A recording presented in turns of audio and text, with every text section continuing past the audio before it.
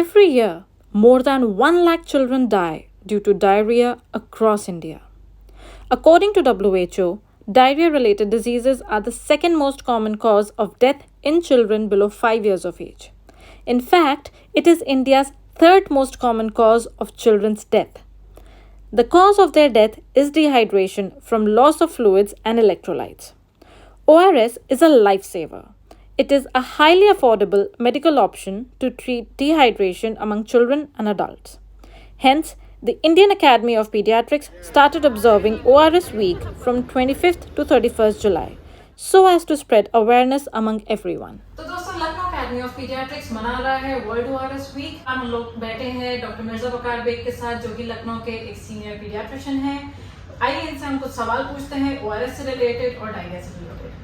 तो डॉक्टर साहब, सबसे पहले तो हम आपसे एक कॉमन सवाल पूछना चाहेंगे कि हम ये डायरिया वर्ड इतना कॉमनली सुनते हैं, बेसिकली डायरिया होता क्या है? डायरिया बेसिकली अगर हमारे बच्चे की पॉटी की या स्टूल की कंसिस्टेंसी लूज हो रही है और फ्रीक्वेंसी बढ़ रही है, ऑन एन एवरेज अगर बच्चा एक दिन में 3 से 4 बार बहुत पतली पतली ज्यादा सी पॉटी कर रहा है तो इसको हम लोग डायरिया बोलते हैं। एक बहुत कॉमन सवाल ये भी पेरेंट्स पूछते हैं कि हमारे बच्चों को डायरिया हो क्यों रहा है, इसका कारण क्या है? देखिए, डायरिया के कारण बहुत हैं। इंडिया में जो कॉमनेस्ट कॉज देखा गया है बिलो 2 इयर्स ऑफ एज, वो रोटा वायरस डायरिया देखा गया। इसके अलावा और भी वायरसेस हैं जो कि जिससे डायरिया होता है। इसके अलावा डायरिया बैक्टीरिया से हो सकता है, फंगस से हो सकता है और पैरासाइटिक इन्फेक्शन से भी डायरिया होता है। कुछ फूड एलर्जीज की वजह से डायरिया हो सकता है, लैक्टोज इंटॉलरेंस की वजह से। एक और कंसर्न है कि डायरिया हो गया, इसको हम मैनेज कैसे करें? देखिए, हमारे मकसद यही है जो आज हम लोग इंडियन एकेडमी ऑफ पीडियाट्रिक्स और लखनऊ एकेडमी ऑफ पीडियाट्रिक्स जो हम लोग ओआरएस का सप्ताह मना रहे हैं, इसका मकसद ही यही है कि डायरिया में हम लोग ओआरएस की यूज को प्रमोट करें। ओआरएस का मतलब होता है ओरल रिहाइड्रेशन सोल्यूशन। डायरिया में जो होने वाली डेथ्स हैं, जिसके बारे में भी आपने जिक्र किया था, उसका जो मेन कारण है वो है डिहाइड्रेशन या निर्जलीकरण। बॉडी से इतना पानी खत्म हो जाता है, इतना लॉस हो जाता है कि हमारे किडनीज को और हमारे जो वाइटल ऑर्गन्स हैं उनको ब्लड सप्लाई बहुत कम हो जाती है, जिससे हमारा बच्चा रीनल फेलियर में जाने लगता है, उसमें इलेक्ट्रोलाइट डिस्टर्बेंसेस होने लगते हैं और उसकी वजह से उसकी जान चली जाती है। इसलिए डायरिया का जो मेन स्टे ऑफ ट्रीटमेंट है वो ओआरएस ही है और हमें ओआरएस के अलावा बहुत ज्यादा इधर उधर के इलाज पे जाना भी नहीं चाहिए।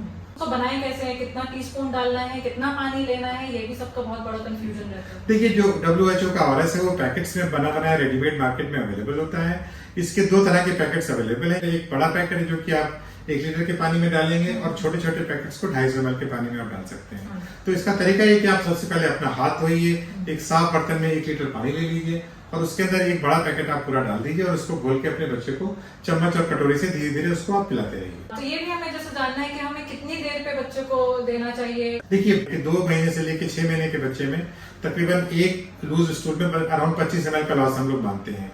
बच्चा अगर 6 महीने से लेकर 2 साल का है तो उसमें तकरीबन 50 से 100 ml तक का वाटर लॉस हो रहा है। इसी तरह से बड़े बच्चों में तकरीबन 100 से 200 ml का वाटर लॉस होता है। तो अगर बच्चा आपका छोटा है तो उसको 5-6 चम्मच आप उसको ओआरएस के पिला दीजिए। अगर आपका बच्चा 6 महीने से ज्यादा है तो उसको तकरीबन आप 50 से 100 ml यानी कि 1/4 कप से लेके आधे कप तक आप उसको ओआरएस पिलाएंगे और बड़े बच्चों में आप आधे कप से लेके 1 कप तक आप उसको हर लूज मोशंस के बाद आप उसको इतना ओआरएस पिलाते रहेंगे।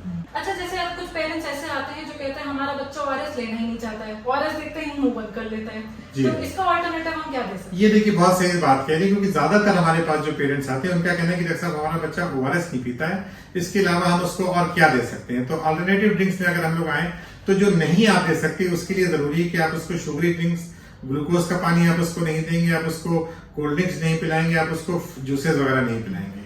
अब आप दे क्या सकते हैं, देने में आप उसको दाल का पानी दे सकते हैं, आप उसको चावल का मार दे सकते हैं, आप उसको वेजिटेबल सूप दे सकते हैं।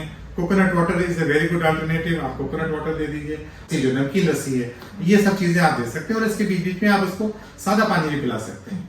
तो अब जैसे सवाल आता है कि ओआरएस हमें देना चाहिए, तो ओआरएस अपने में काफी है या उसके अलावा हमें और भी कोई दवा देनी चाहिए? देखिए, ओआरएस के साथ सिर्फ जिंक आपके लिए रिकमेंडेड है। इसके अलावा हमें एंटीबायोटिक्स का यूज नहीं करना चाहिए अंटिल आपका डॉक्टर उसको आपको नहीं कह रहा है। तो जिंक इस्तेमाल करना बहुत जरूरी है। 6 महीने तक के बच्चे में हम लोग 10 मिलीग्राम ऑफ जिंक ग्लूकोनेट कर देते हैं, पर डे देते हैं और जिंक हमें 14 दिन तक यूज करना चाहिए। 6 महीने से अगर ऊपर का बच्चा है तो उसको हम लोग 20 मिलीग्राम जिंक उसको दीजिए और तकरीबन 14 दिन तक रोज दीजिए। देखिए, जिंक में 14 दिन इसलिए देने को कह रहा हूँ कि जिंक देने का फायदा है कि जिंक सीवियरिटी को कम करता है, डायरिया की फ्रीक्वेंसी को कम करता है और अगर हम 14 दिन तक देते हैं तो हमारे रिकरेंस को भी कम करता है, जल्दी जल्दी आपके बच्चे को डायरिया नहीं होगा। इसलिए मेरी सारी पेरेंट्स से रिक्वेस्ट है कि जिंक को बच्चे के डायरिया ठीक होते ही बंद ना कर दें, कम से कम 14 दिन का कोर्स का जरूर करके बंद करें। तो जैसे कि आपने एंटीबायोटिक्स की बात करी कि हमें बच्चों को एंटीबायोटिक्स नहीं देने चाहिए, तो क्या हमें एंटीबायोटिक्स बिल्कुल भी नहीं देना चाहिए या ऐसे कोई खास सर्कमस्टांसेस आते हैं जब हम दे सकते हैं? देखिए, आप अपने लेवल पे तो एंटीबायोटिक बिल्कुल इस्तेमाल नहीं करेंगे, ये डिसीजन आप अपने डॉक्टर्स पे छोड़िए। बाजार से जाके जो आमतौर पे लोग ऑर्निडाजोल और मेट्रोनिडाजोल का कॉम्बिनेशन और फ्लॉक्सासिलिन का कॉम्बिनेशन बहुत कॉमनली मैं देखता हूँ कि यूज होता है, इसको मैं बहुत स्ट्रांगली डिस्करेज करता हूँ। एंटीबायोटिक्स को आप सेल्फ मेडिकेशन में यूज नहीं करिए, leave it on your doctor. अगर आपके बच्चे को पैखाने में खून आ रहा है या उसको अर्ली सेप्टिसीमिया हो रहा है या उसको बहुत तेज बुखार के साथ उसको डिसेंट्री के सिम्टम आ रहे हैं, तभी मैं समझता हूँ कि उसमें एंटीबायोटिक्स का इंडिकेशन आता है और वो एंटीबायोटिक भी आपका डॉक्टर डिसाइड करेगा। और मैं डॉक्टरों से भी रिक्वेस्ट करूंगा कि बहुत फ्रिक्वेंटली एंटीबायोटिक प्रिस्क्राइब ना करें। कुछ पेरेंट्स कहते हैं कि हमारे बच्चों को हर महीने या हर 2 महीने पे डायरिया हो जाता है, तो इस चीज के लिए वो बड़ा परेशान होता है कि हम ऐसा क्या करें कि हम बच्चे को डायरिया ना हो? देखिए, रिकरेंट डायरिया एक कॉमन प्रॉब्लम है। जब से आपका बच्चा पैदा होता है तो 6 महीने तक आप उसको एक्सक्लूसिव ब्रेस्ट फीडिंग कराइए। ये उससे बच्चे की इम्यूनिटी से बच्चे को इतना प्रदान होता है कि उसको फिर रिकरेंट डायरिया नहीं होता है। 6 महीने के बाद से आप उसको सेमी सॉलिड देना शुरू कीजिए और 2 साल के बाद आप उसको प्रॉपर डाइट देना शुरू कीजिए। तो बच्चे का अगर न्यूट्रिशन अच्छा है तो उसकी इम्यूनिटी अच्छी होगी और उसको जल्दी जल्दी डायरिया नहीं होगा। तो मैं समझता हूँ कि अगर आपका बच्चा न्यूट्रिशनली अच्छे से डाइट ले रहा है, उसकी आप सफाई रख रहे हैं और उसको प्रॉपर जिंक का कोर्स दे रहे हैं, उसका वैक्सीनेशन करा रहे हैं, तो रिकरेंट डायरिया के चांसेस काफी कम हो जाते हैं। Thank you so much doctor साहब, ये हमारा लास्ट सवाल था। और आइए आज हम सब मिलकर एक शपथ लेते हैं कि डायरिया एक ट्रिवियल चीज है, एक प्रिवेंटेबल चीज है।